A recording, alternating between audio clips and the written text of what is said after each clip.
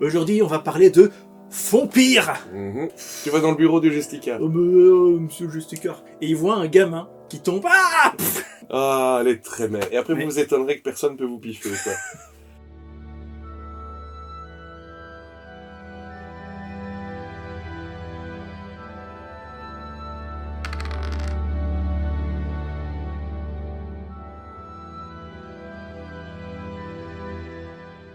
Alors, bonjour ou bonsoir si vous êtes à table, chers voyeurs, ça fait plaisir de vous revoir. Eh oui, ça ne fait pas longtemps. Quand même un peu, hein. C'est vrai qu'à chaque fois qu'on dit on va essayer d'en faire un peu plus. Laissez-nous faire des jeux de rôle, quoi. Oui, c'est vrai que voilà. l'escarcelle à jeu de rôle, il n'en a plus des tonnes et des tonnes non plus. Hein. Et donc, nous sommes ici pour parler de quelque chose de très important. Nous sommes ici rendus. Pour parler de bière. De bière, quoi, on l'a fait péter direct? On fait péter direct. Ah, mais habituellement, Et- c'est toi qui me dis d'attendre. Et en plus, bière spéciale qui nous a été ramenée par l'un de nos joueurs. C'est la chimée verte. Tout à fait. La chimée dorée. Alors attention, on raconte plein de bêtises. En fait, je sais pas d'où on a sorti, enfin c'est sûrement ma faute que c'était la chimée dorée, mais non, c'est la chimée verte spéciale 150 ans. Et il n'y a pas de on, c'est toi qui t'es trompé, Gilles. Et bon, en tout cas, c'est la chimée verte. C'est celle c'est- que seuls les moines peuvent boire, si je C'est me trompe pas. à une époque, je crois que ça a été ça. Bon après, je ne sais pas à quel point tout ça est vrai ou si c'est un petit peu commercial comme Fait partie publicité. de la légende de l'abbaye. Mais en tout cas, je crois qu'on peut les acheter plus ou moins qu'à Chimay ou alors dans des magasins un peu plus Oui, spécialisés. effectivement. C'est pas au supermarché du coin que tu vas pouvoir les acheter, les chimées vertes. Et je parie quelqu'un en commentaire va mettre oui, bah moi je l'ai acheté au supermarché. Et santé. Santé, cher ami. C'est la première fois que j'en bois. Mais elle est bonne. Et Elle est légère. Hein. c'est un bon goût de chimée. Et les chimées, elles sont super bonnes, quoi. Je le dis souvent, mais moi je l'avais déjà goûté et elle passe crème. Mm. Mais mon cher Gilus, quel est le sujet du jour? Eh bien, comme vous le voyez à mon t-shirt, ça va être loup-garou. Ah bon? Enfin, c'est pas un t-shirt, c'est un hoodie, Je suis mais pas du tout prêt, moi. eh ben, voilà, en guise de protestation pour cet épisode spécial vampire, moi je me suis mis un loup-garou Ah ouais. pour histoire de dire. Il y a quand même des fois... Oui, parce qu'on va continuer la campagne de vampires ce soir. Mais il y a vraiment des fois, moi, ça me titille, tu vois, de Un petit faire loup-garou, hein. loup-garou. Déjà qu'ici... C'est primal. Ah bah, loup-garou, j'ai reçu Mage il y a pas longtemps. Je me suis un peu replongé dans Mage, mais alors là, dans le genre truc de malade, ça demande beaucoup d'investissement. J'ai participé au financement participatif de Changelin, 20e édition, 20e anniversaire. Et moi, Changelin, les disparus. Ah oui, toi tu y joues en plus. On a fait une partie, justement, Ah ben ce voilà, qui est une très bonne ce transition. qui permet de transitionner. Nous allons faire une transition immédiate sur un petit sujet. C'est allez vous abonner, déjà à nous, si ce n'est fait. Parce qu'on vous voit, hein, tous ceux qui se désabonnent. Donc, Il y a des gens qui se désabonnent. oui. Et donc, pour le moment, on fait pas mal de passages sur une autre chaîne, qui est la chaîne de Cécile. Je me demande si on n'a pas déjà parlé d'elle dans une vidéo C'est précédente. possible, mais... Mais quoi qu'il en soit, c'est une bonne occasion d'en reparler. Donc elle fait principalement de l'actual play, donc des parties filmées. Et elle fait aussi des petits conseils jeux de rôle et des petites anecdotes dans tous les sens. Des conseils aussi pour créer des cartes, parce qu'elle joue principalement en ligne et ce genre de choses. Et pour le moment, toi, tu as participé à un vampire. Tout à fait. Donc si vous voulez voir ma gueule en tant que joueur dans Vampire, pas Vampire 20e édition, celui que je masterise, mais Vampire Requiem, sur la chaîne de Cécile, il y a quand même, je crois que c'est 9 épisodes qui représentent 3 parties, où je joue un Ventrou. Le Ventrou dit avec son cul entre deux chaises. Donc je vous enjoins à aller voir ça. Toi, t'as joué à Changelin? Alors il j'ai me semble joué à Changelin et Disparu, j'ai joué à la boîte d'initiation de l'anneau unique, on a fait pas mal de parties où on a joué des hobbits et on s'est vraiment bien marré et on a mangé comme des porcs. Mhm. J'ai aussi masterisé un des scénarios du système des critiques. Bah oui, et puis Cécile, vous l'avez peut-être déjà vu sur notre chaîne, puisqu'elle a joué au Biker de l'Apocalypse avec Oui. nous. Exact. Et elle a fait du Maître et Conjuré sur la chaîne. Et c'est elle qui est responsable de la fameuse phrase « Tu es Bismuth ». Oui, voilà. Grand moment de « What the fuck ?» du mastering Voilà. de Gilus. Et honnêtement, pour le moment, on prévoit d'autres parties que je ne vais pas révéler à l'avance, mais si vous voulez nous voir en actual play, eh ben, c'est pratique. Je vois à chaque fois, au début, elle a des problèmes techniques et c'est elle qui les gère, pas moi. Mm. Ça fait plaisir.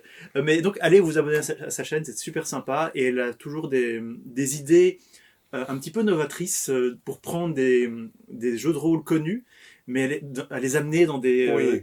dans des contextes très différents. La prohibition. Voilà, par exemple, sa campagne de loup-garou, vampire, changelin, je ne sais pas. Mais il y a d'autres. En fait, ça se passe pendant la Prohibition. C'est un cadre assez sympa et assez classe. Et donc, voilà, on vous enjoint à aller vous intéresser à sa chaîne. Évidemment, le lien vers sa chaîne sera dans la description. Et donc, elle a une chaîne. En fait, je vais mettre sa chaîne Twitch dans la description et sa chaîne YouTube où elle met les replays de son Twitch. C'est quand même dingue parce que tout à l'heure, tu as sorti, oui, je peux pas trop vous en révéler. À chaque fois, j'entends le dieu des dieux qui dit, oh oh oh, mais je ne peux point trop vous en révéler, aventurier, ou je vais vous dire tout votre destin. Mais je t'ai dit ça un petit peu l'autre jour quand on a joué à Donjons et Dragons. Oui, c'est ça. Ça sera une histoire pour une autre fois. Pour une autre fois. Donc. Pour une autre fois. Aujourd'hui, on va parler de Vampire. Vampire, édition 20e anniversaire, qui est ma campagne Chicago by Night. Alors, je sais pas à quel point je fais un petit récapitulatif, parce que ça fait quand même longtemps. Alors oui, ça faudrait peut-être le coup de refaire de repasser un petit peu sur les 2 vidéos précédentes. Oui. Et aussi, nous allons introduire un nouveau personnage. Rien de sexuel. En gros, donc, pour ceux qui ne connaîtraient absolument pas, alors Vampire la Mascarade, on a fait une émission dessus, donc vous pouvez la voir. On a fait 15. La campagne de Chicago, donc effectivement, se passe en 1991, en tout cas dans mon setting. Dans la première aventure, nos 4 vampires qui sont un Ventrue richissime, un Trémère qui est en fait un vampire enfant, qui est joué par Gilus, le Toréador qui ne rêve que d'une chose, c'est d'ouvrir une boîte de nuit, et une Malkavienne complètement tarée, comme tous les Malkaviens, débarque pas à Chicago, mais dans la ville qui est à côté de Chicago, c'est la ville de Gary, qui est une ville en perdition totale. C'est l'une des villes réellement les plus pauvres des États-Unis. Exactement. Et donc, en fait, les 2 princes, le prince de Chicago et le prince de Gary, depuis des centaines d'années, se livrent depuis longtemps une guerre, et le prince de Chicago est en train de vaincre son rival, le prince de Gary, qui est un peu un prince vampire moribond, on va dire ça comme ça. Ouais, c'est un peu un loser. Et donc, dans la première aventure, nos aventuriers partent à Chicago pour aller apporter une lettre de la part de Modius, le prince de Gary, au prince Lodin de Chicago. Il se fait qu'il a été enlevé, c'est la première aventure, vous retrouvez le prince de Chicago, vous décidez de lui sauver la vie. Tout à fait. Ce qui vous met dans ses bonnes grâces, et en fait, de ce coup, vous avez sauvé la peau du prince Modius, au passage. Et il se fait que, je vous fais la version courte, à la fin de cette première partie de la campagne de Chicago, il est indiqué dans mon bouquin, le prince Lodin va accepter de recevoir à Chicago les 4 vampires qui lui ont sauvé la vie, et puis vous pouvez laisser Gary de côté. Je pose la question à mes joueurs qui me disent, ah non, nous on a envie de rester fidèles à Modius. Pas moi. C'est pas toi, c'est vrai, mais t'étais en je voulais aller là où il y a le plus de puissance à gagner, je suis un Trémère. Et donc, tous les autres m'ont dit, nous, ce qui nous intéresse, c'est de reconstruire cette ville, pas d'aller se perdre dans un maelstrom où il y a 80 autres vampires. On va rester ici. Donc, la campagne, elle est un petit peu chamboulée, mais voilà tout. Et donc, il y a toutes des histoires à Gary. Gigi ouvre sa boîte de nuit où il essaye un petit peu de faire concurrence au Succubus Club de Chicago. Et donc, la deuxième aventure, c'était l'anniversaire de Annabelle Triabel. C'est vrai que je me rends compte qu'on va pouvoir en fait raconter aujourd'hui peut-être l'histoire jusqu'à la fin de la boîte de nuit. Jusqu'à la découverte de quelque chose. Parce que c'est un petit... Est-ce qu'on a raconté le moment avec le sabbat Non, justement. et le vampire et ça, perdu? on peut le raconter. Ça peut faire partie d'aujourd'hui. On se rend compte qu'on a encore plus. Oui, à raconter. on allait vous zapper un épisode, mais bon. Et moralité, donc la deuxième aventure, c'était où on sauvait la mise à la primogène des toréadors, Annabelle Triabel, Ouais. qui avait été rendue fou par un homme qui aime les trains. Voilà, mais on va pas, enfin, on va pas trop spoiler, mais effectivement, ils ont mis à jour une machination diabolique et puérile d'un vampire de Chicago pour humilier et mettre en disgrâce la dame des toréadors de Chicago. Ça, c'est ce qu'on avait raconté la dernière fois. Mm-hmm. Et puis, nos 4 vampires que nous connaissons bien sont, si je ne me trompe pas, alors déjà, ça commence dans la boîte, dans le Odd, la boîte de John Lewis Costez, le toréador, qui a bien du mal. En gros, ça ne va pas ouvrir quand ça devrait ouvrir. Le barman est complètement foireux. Le barman mortel est complètement foireux, casse des miroirs, casse des bouteilles. Et tous nos personnages sont invités à aller chez le prince parce que... Prince Modius de Gary. Alors ce qu'il faut savoir, c'est que dans la ville de Gary est frappée d'un édict de la part du prince de Chicago. Les vampires ne peuvent pas avoir de descendance. Mais le prince Modius circonvient cette règle en faisant de sa ville une espèce de SPA pour tous les vampires. Un peu le loser de... C'est pour dire un petit peu le niveau vampirique de tout le monde. C'est ça. Et on en fait partie. Et donc là, un nouveau vampire se présente pour rejoindre la cour de Modius. Et c'est le personnage de Florian. Qu'est-ce que tu te souviens du personnage de Florian? Il s'est présenté de manière assez superficielle, et j'avais que pendant tout ce premier scénario, et encore un petit peu maintenant, c'est pas grand-chose de lui. Et donc déjà... c'est marrant, hein, comme ces vampires ne disent jamais vraiment la vérité. Donc c'est un vampire très très grand, il fait plus de 2 mètres, avec la peau parfaitement blanche, comme... vraiment comme de la porcelaine. Comme de la porcelaine, j'allais dire comme une feuille de papier, mais je crois que la porcelaine c'est plus flatteur. Et des yeux complètement noirs aussi. Ah, ça il a les yeux totalement noirs. Il a un peu le... il a vraiment du mal à passer inaperçu. C'est un peu comme un Nosferatu, hein. Si on le voit trop clairement, il a 0 en apparence. D'accord. Et il sait faire une chose, mais une chose très bien, c'est des cocktails et en fait un petit peu une sorte d'alchimie vampirique. Oui, c'est un espèce de barman, enfin de maître cocktailier, hein, je sais pas comment on dit. Mais qui fait aussi une espèce d'alchimie. On dit pas maître cocktailier déjà. On dit pas un maître cocktailier? Ça m'étonnerait. Ah bon. Ou alors c'est moi qui ai donné n'importe quoi. Non, ça se dit pas, je viens de l'inventer. Et donc il a une apparence très bizarre. Et alors tout le monde se regarde en mode, on ne sait pas très bien d'où il sort, qu'est-ce que c'est que ce gars? Mais toi, je t'ai quand même fait. Je crois qu'il y a 2 personnes qui en savent un petit peu plus. Oui, moi j'ai fait vraiment un super jet d'occultisme ou de politique vampirique, je sais plus très bien. Et tu m'as dit que son clan, c'était les Chiacides. Ok. Et donc, qu'ils étaient liés aux fées, mais donc comme dans Changelin, on en parlait tout à l'heure. Qu'il y avait un lien entre ces vampires et l'aspect un petit peu étrange et féerique du monde des ténèbres, qui est un aspect qui est assez peu exploré, souvent dans les... S'il y en avait vraiment un qui pouvait se rendre compte de quelque chose, c'est toi, parce que déjà t'es un trémère, t'as beaucoup en occultisme, et le clan trémère et le clan Chiacide ont quand même une petite histoire en commun, mais t'as fait un bon jet, mais je n'ai pas pu tout te révéler. Bien sûr. Comme je te disais, habituellement les Chiacides sont un clan indépendant mais plus proche du sabbat. Donc toi, je me souviens que dès le départ t'étais vraiment en mode what the fuck, c'est qui se paye? Évidemment les autres sont en mode oh c'est un barman, justement on a besoin d'un barman dans notre boîte de nuit vampirique, et donc il était un peu adopté comme ça, et donc c'est... Et il y a eu un petit peu ce côté bon écoutez, on a une mission pour vous et lui il vient avec vous. C'est vrai que nous on était là en tant que personnage en jeu, on était là un petit peu, mais pourquoi? Qu'est-ce qu'il fait avec nous, lui? Parce que c'est comme ça. Parce que le Et prince, il a dit. le prince, il a dit... Parce que le prince, il a dit. Sinon, c'est le Justicard direct.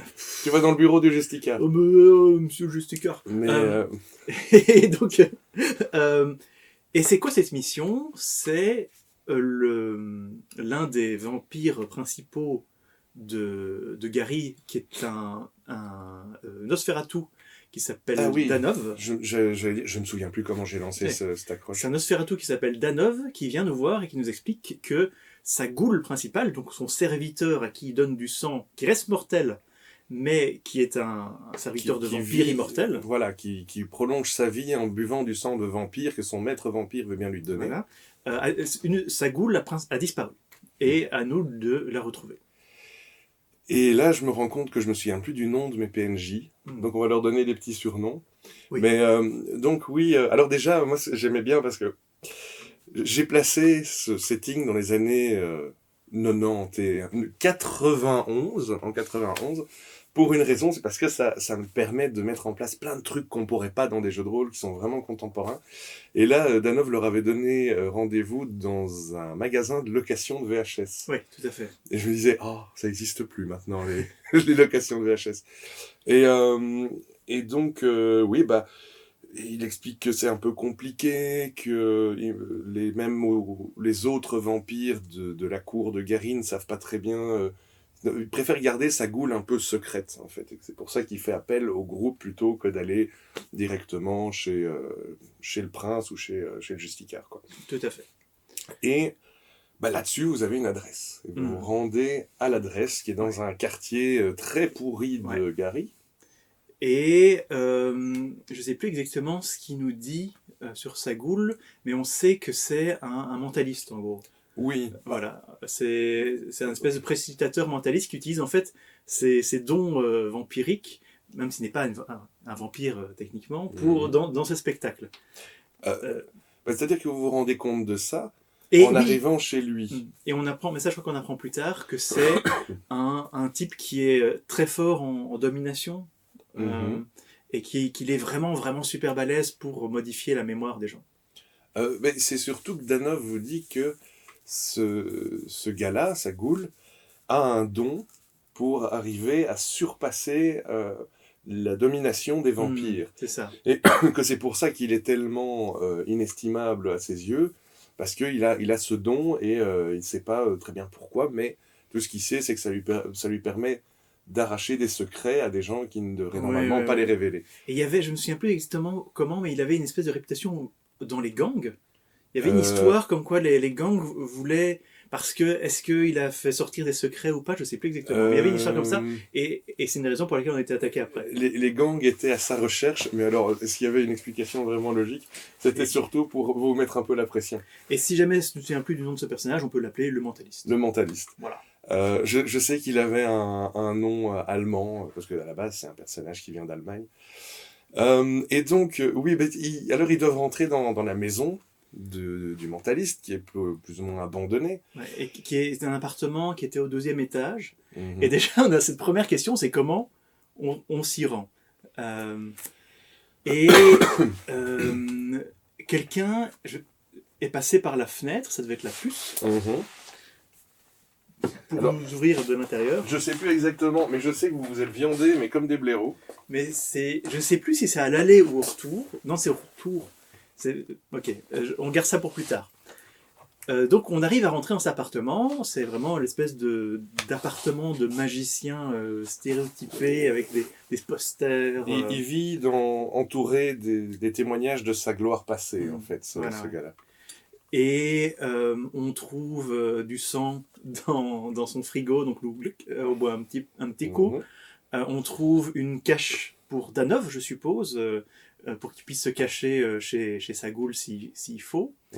Et on trouve des lettres d'un type qui le menace. Qui le harcèle. Qui le harcèle. Et qui lui dit un truc, je sais ce que vous êtes, faut venir me retrouver, quelque chose comme ça. Avec un numéro de téléphone pour le contacter.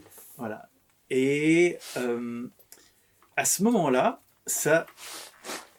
Ou je sais plus si c'est on tape à la porte ou si jamais Non, on entend des bruits. Je vous décris que vous entendez des voitures qui arrivent, il y a 2 voitures qui arrivent, les pneus qui crissent, et Nicky Larson. des bons vieux gangsters qui sortent avec des flingues en mode... Alors là, je ne sais plus ce que je vous ai dit, mais j'ai probablement fait une erreur. J'aurais dû dire trouvez-le. Mais en fait, je pense que j'ai dit trouvez-les ou attrapez-les. Et alors là, vous vous êtes senti immédiatement menacé. Ah oui. Et donc, les gangsters arrivent. En plus, je vous décris que c'est un gang, qu'ils ont les couleurs du gang rival à celui qui est plus ou moins contrôlé par les vampires de Gary. Et je me dis, il va y avoir du combat. C'est un peu la panique de notre côté. C'est un peu la panique. Tu vois, il me semble que tu as essayé de... Oui. Moi, Qu'est-ce qu'il a fait, le Trémeur? Je crois que c'est mon sort préféré de ceux que j'ai pour le moment, c'est animation d'objets. Et donc, je demande au maître de jeu, je dis, ouais, il doit bien avoir genre un mannequin avec un costume de magicien accroché. Il me dit, ouais, il n'y a pas de problème. Ok, mais je l'anime. Et je le rends vivant et je lui dis de foncer sur les gangsters. Mais je sais plus s'ils ont eu le temps, ne fût-ce que de tirer, parce que dans ce groupe qui, de base, n'est pas très bourrin, hein, c'est eux qui le disent, il y en a quand même pas mal qui ont célérité, et obténébration Ouais, quelque chose comme ça. Obténébration.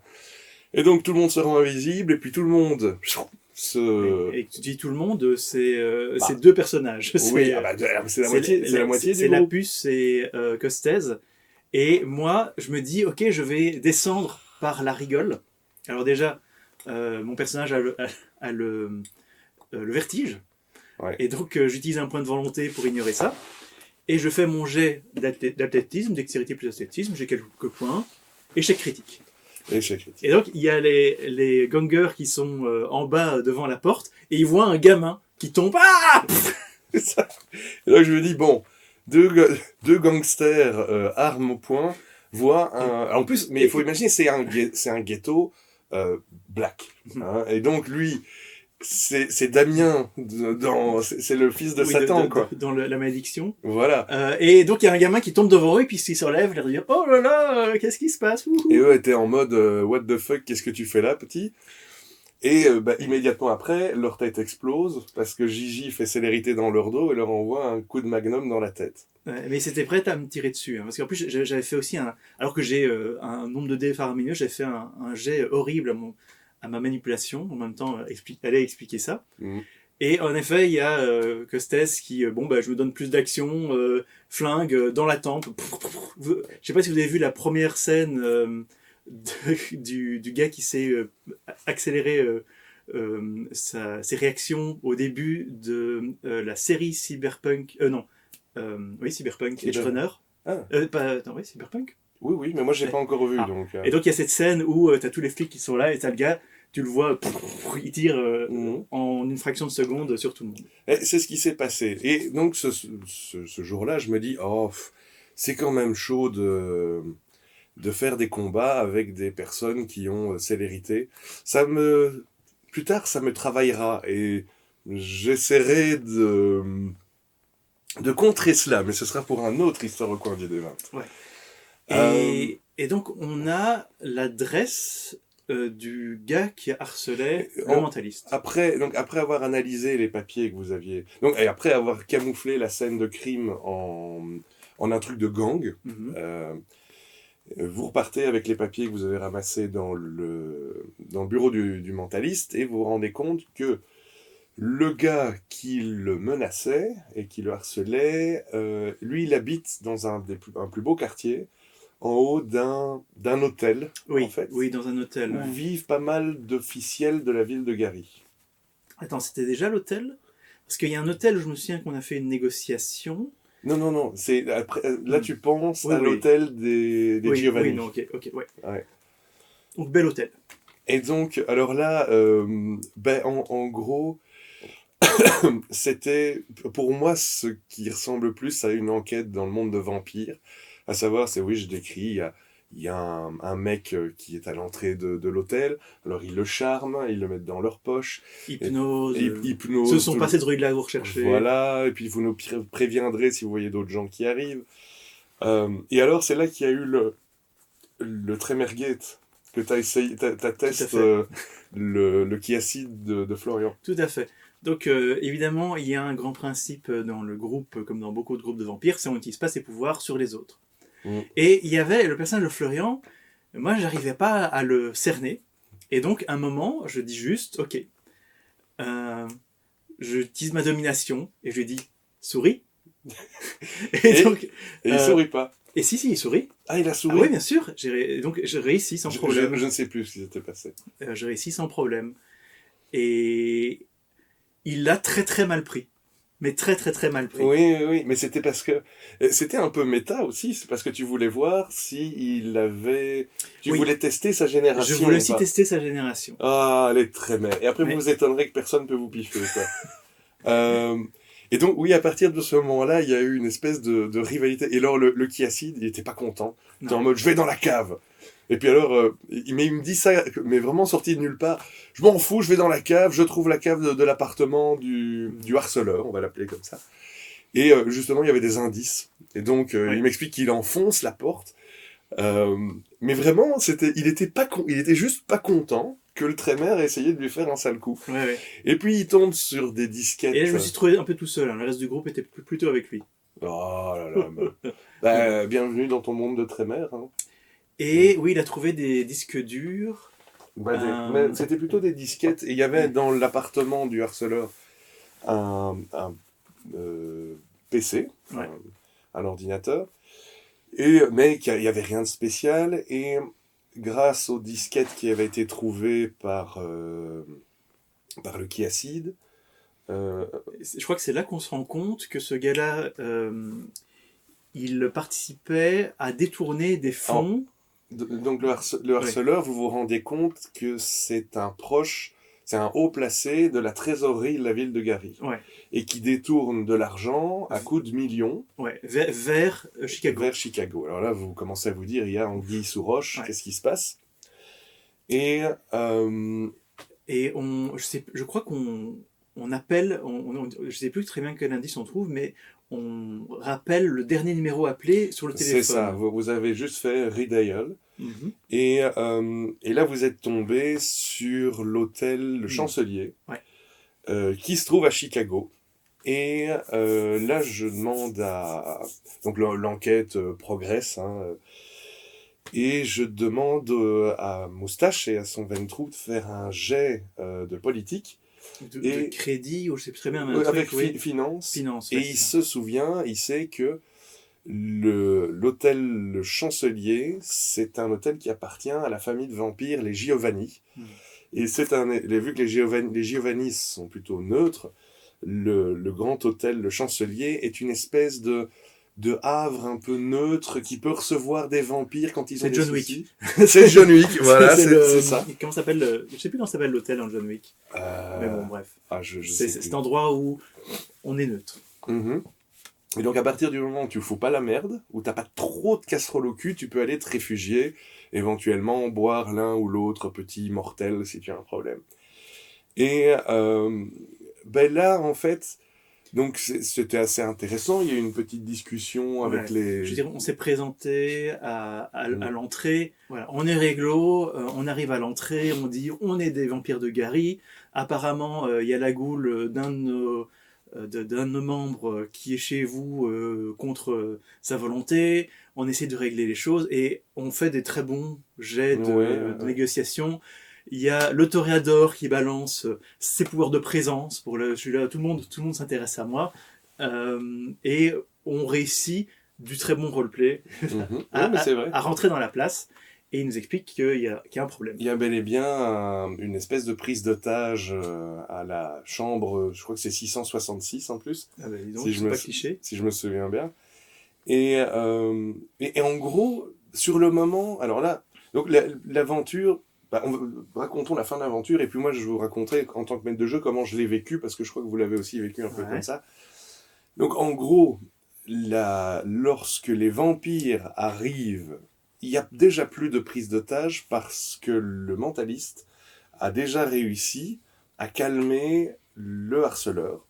Le fin mot de l'histoire étant que le harceleur en fait est à la base un monsieur bien comme il faut trésorier de la ville de Gary, mais il s'est fait foutre sa psyché en l'air par un Ventrue de Chicago. Un coup de domination il le manipule, il efface sa mémoire, il le manipule, il efface sa mémoire, toutes les semaines depuis des années.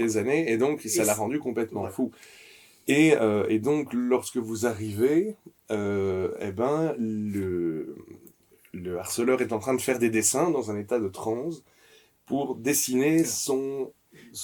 Je veux juste revenir un petit peu en arrière, parce que je tiens juste à préciser, comme tout bon groupe de jeux de rôle, on s'est retrouvé devant une porte, je ne sais pas comment, on doit juste passer cette porte, et on a passé au moins 3/4 d'heure, si pas 1h30, à discuter comment nous allions passer cette porte. Ah ben oui. C'est un grand moment de jeu de rôle. C'est-à-dire, mais bon, enfin voilà, et donc, une fois rentré, ben, l'aventure s'est très vite terminée, parce que moi, je devais terminer mon aventure ce soir-là, et en gros, ça a un peu terminé en eau de boudin, où vous vous êtes rendu compte que vous connaissiez le Ventrue qui manipule et qui vole de l'argent à la ville de Gary, c'est Edward Neely, qui est le Ventrue qui avait essayé de faire copain-copain avec vous dans la première aventure. Ouais.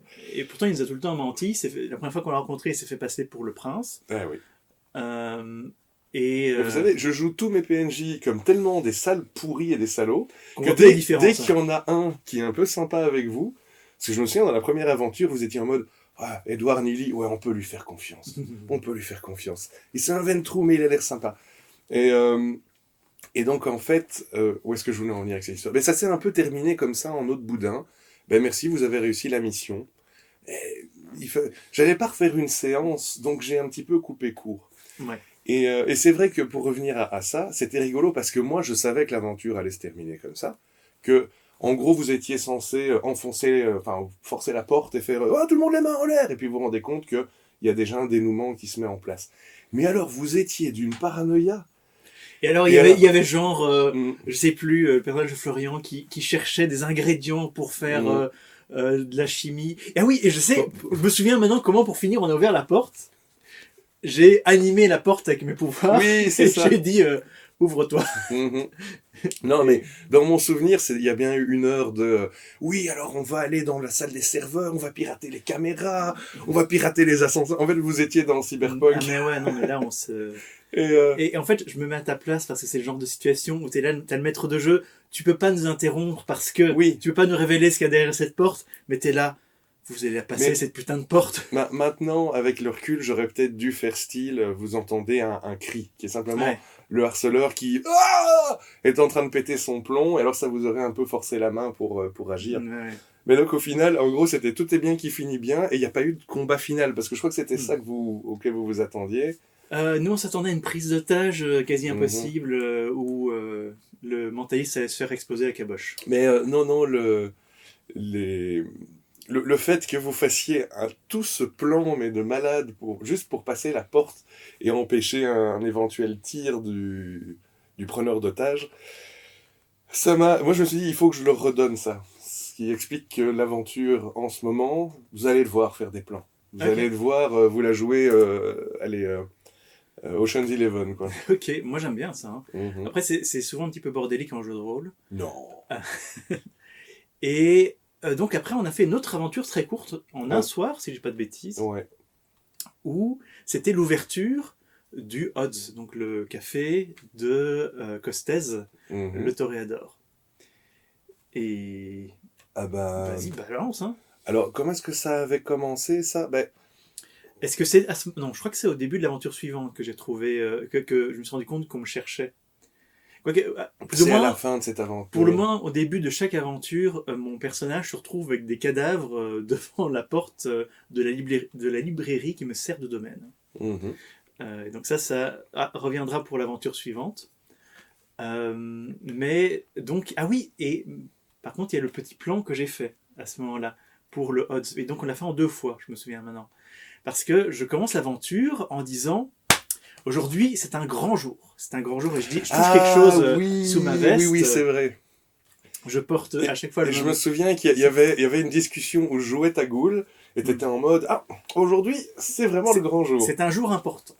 Et je commence un petit peu à ça. Et c'est une phrase que j'arrête pas de de dire par-ci, par-là, et tout le monde est là, mais qu'est-ce qui nous prépare, ce sale petit trémère à la con. Mhm. Gigi, il était assez chaud et il avait carrément fait Ah ben oui. de la musique, parce que Gigi, il fait de la musique. C'était Pour l'ouverture. C'est vrai que Gigi avait créé ses propres morceaux pour l'ouverture de sa boîte. Et bah, de nouveau, c'était une aventure un petit peu bordélique parce que je voyais bien que j'aurais pu très bien mettre mon cash et dire la séance commence et tout laisser à Gigi, qui aurait fait un spectacle. Mais il fallait quand même que je mette quelques Faut une péripéties, aventure, oui. 2, 3 trucs. Et il y a eu beaucoup de discussions avec des PNJ. Mhm. Vous avez retrouvé des anciens PNJ de la première aventure. Il y a une des PNJ qui a massacré quelqu'un dans les toilettes. Oui, C'était oui. une des enfants de Triabel, je Mhm. crois, Oui, oui, c'est une qui enfant avait, de qui Triabel. avait l'air d'avoir pété les plombs et qui avait saigné quelqu'un dans les toilettes. Mhm. Ça passe toujours mal. Voilà. Et je t'avoue, moi je me souviens plus très très bien de tout ce qui a été dit parce que c'était fort décousu comme séance. Oui, oui, il y a pas mal de roleplay, moi honnêtement, c'est un truc que j'aime bien.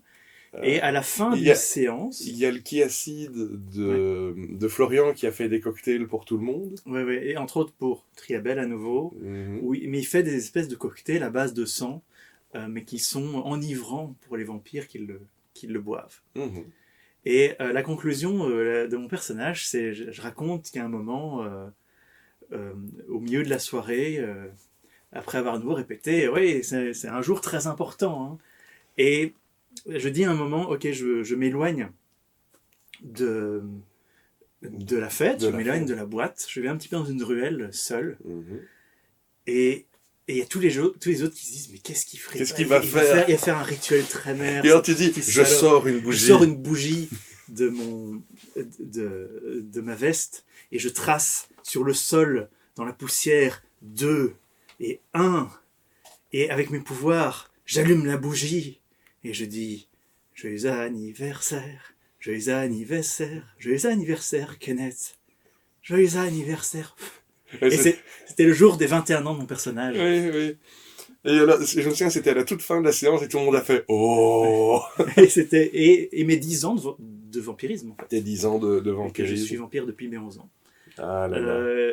Et il y a eu ça, et après on a été attaqué par des putains du sabbat. Et puis il y a eu l'attaque du sabbat. Et alors, l'attaque du sabbat, effectivement, c'était un peu décevant pour tout le monde. Elle était un peu expédiée. C'était de nouveau. Alors, je vais d'abord dire quelque chose qui fait très petit kiki. Mais les aventures de vampires, elles sont parfois très difficiles à masteriser. Parce que parfois les scénarios sont pas extrêmement bien écrits, et il y a des situations qui semblent un peu ridicules, vu le contexte, parce que c'est tellement libre que ton aventure, elle peut très très vite déconner. Et là, en fait, je devais terminer le scénario sur l'attaque du sabbat, qui était censé être un échange de coups entre les deux factions, les sabbatites qui débarquent à Gary, et les vampires de Gary, qui Peut-être en 2 mots, c'est quoi le sabbat? On n'a jamais décrit le sabbat. Je Enfin, suis on pas a vu sûr, au cas où. la plupart des gens qui regardent cette Ça fait émission pas de doivent mal. savoir, mais donc il y a plusieurs clans, enfin pas clans, mais sectes de vampires. Nos personnages ici appartiennent à la Camarilla, qui est une secte qui, en gros, dit pour vivre bien, pour vivre une bonne non-vie, nous devons avoir une non-vie cachée. Voilà. Et D'où donc, le titre La Mascarade. voilà, C'est ça, c'est la mascarade, c'est les vampires qui font semblant de ne pas être là. qui font semblant de ne pas être là ou qui font semblant d'être vivants, alors que le sabbat, eux, ils respectent la Camarilla parce qu'ils savent que sans ça, ils se feraient défoncer la gueule, mais qui, eux, ont un but final bien plus terrifiant. C'est l'esclavagisme de l'humanité. C'est l'esclavagisme de l'humanité, Voilà. ils sont religieux envers le fait que Cain va revenir pour resélectionner ses enfants. Enfin, Pour eux, l'humain est du bétail qui devrait être mis dans des voilà. fermes et les vampires s'en nourrissent. Et donc, effectivement, ils débarquent, et je crois qu'ils étaient 13. Et c'est des vampires qui ont tous l'air surpuissants, des bikers avec des griffes et tout. Et je vois qu'en fait, vous préparez, vous dites, putain, maintenant, il va y avoir une giga baston. Ouais. Et moi, j'ai la trouille, hein. Je vois, ils ont des Ah, griffes, ouais. ils ont des muscles hypertrophiés. Mhm. Et moi, je suis là, je fais des petites flammes avec mes doigts. Et voilà, et en gros, moi, je sais je sais à ce moment-là que je ne vais faire que décrire cette bataille, il n'y aura pas de jet de dés, et que ça va pas bien se passer. Parce que de toute façon, et même si j'avais commencé à lancer ce combat et à le faire jouer avec les règles de combat, on y aurait passé 3, voire 4 séances. Et ça, je voulais pas. Et donc j'ai décrit la baston. Ça n'a pas plu à tout le monde, hélas. Non, mais à nouveau, j'ai fait la critique. Moi, je crois, ma seule critique que pour ce combat, c'est que on aurait dû se sentir en danger. Et ça n'a pas été le cas. On se sentait comme dans une cutscene de jeu vidéo. Oui, mais c'est ça. Et il y a un moment où tu aurais dû dire, ouais, celui-là, il te fout un coup de griffe, tu perds 2 points gravés. Et tu dis, oh putain, et tout de suite, ça met de l'enjeu, tout en sachant de ton côté, en disant, oui, les 2 points gravés, il les aura récupérés d'ici la prochaine aventure. De nouveau, foreshadowing, c'est à ça que j'ai pensé en préparant l'aventure actuelle. Et c'est vrai, il y a eu un moment où moi, j'ai failli me faire choper par une vampire. Et c'est le Kiassi de Florian qui a balancé des espèces de tentacules d'ombre, ou je ne sais pas exactement. Non. Tu as certainement halluciné, tu avais bu trop de cocktails. Qui m'a sauvé. Et à part ça, j'ai discuté avec lui de ce qui s'était passé quand j'ai lancé la modulation pour lui, et je lui ai dit, je vous en donnerai une gratuite. Ah bah voilà. Ça s'est un petit peu arrangé. Non, et puis bon, la raison pour laquelle il y avait ce combat, c'est parce qu'un pilier devait être détruit. Car dans les locaux du Odds, il y a un PNJ qui est enfermé dans un pilier, qui est un vampire avec un pieu dans le cœur, donc qui est immobilisé, et qui a été coulé dans un pilier en béton. Et quand je dis que les scénarios de vampires, souvent, ils se disent, bon, tu vois, les joueurs, les aventuriers vont sûrement faire ça, bah la suite de la campagne, elle est tenue par le fait que ce vampire arrive dedans. Eux, ils se sont dit, on sait pas qui c'est, on va le laisser comme ça en stase et on va l'enfermer dans la cave. Et donc maintenant, ce PNJ est dans la cave de chez Moustache. À nouveau, il y a eu des discussions. Et ça dépend. En fait, le seul qui voulait vraiment pas le réveiller, c'était Gigi. Gigi, bah oui. Les autres, on était plutôt pour. En réalité, ça se discute. Ça se on verra. J'ai déjà la solution. Mais sur le moment même, je pouvais pas vous inventer quelque chose. Donc voilà, et ça s'est terminé comme ça. On a dans la Tournoquelle, parce que la Tournoquelle, ça commence à devenir un peu un zoo des... Oui, ça ne va pas devenir Arkham Asylum non plus. C'est-à-dire que maintenant, il y a donc le harceleur de l'aventure précédente qui vit enfermé dans une pièce. C'est vrai. Et alors maintenant, dans une autre, il y a une boîte avec l'ancien vampire. La Tournoquelle, je te dis, ça va devenir... Tu vois, comme le hangar à la fin d'Indiana Jones, où il y a tous les objets. Ouais. Et donc voilà, et puis donc ça c'était... Je ne me souviens plus du nom des scénarios. Et maintenant, on en a commencé un nouveau qui est en cours. Voilà. Et qui pour le moment avance pas beaucoup parce qu'on a du mal à réunir le groupe de jeu. Mais chaud. Ça, c'est une autre histoire. Ah bah ouais. À part ça, qu'est-ce qu'on a d'autre sous la dent on a fait une petite partie d'introduction de Night. Donc je crois qu'on pourrait en parler, ne fût-ce que pour introduire un petit peu l'univers. Mais à nouveau, on a fait vraiment un tout petit scénario qui est censé tenir en une séance, mais comme nous, on est des fois, on l'a fait en 3. Oui. Donc je ne sais pas si on pourrait vraiment rendre justice à cet univers. Night, oui, on peut. Maintenant, on ne fait pas ça maintenant. Non, mais je suis en train de teaser. Et aussi, n'hésitez pas à aller voir sur mon Discord, Etherpunk JDR, où j'ai créé un nouveau jeu de rôle c'est un de mes anciens jeux de rôle qui s'appelait 3615 Camisole, mais que je trouvais qu'il y avait plein de choses qui n'allaient pas dedans. Et donc, je l'ai remis au goût du jour avec le système propulsé par l'Apocalypse.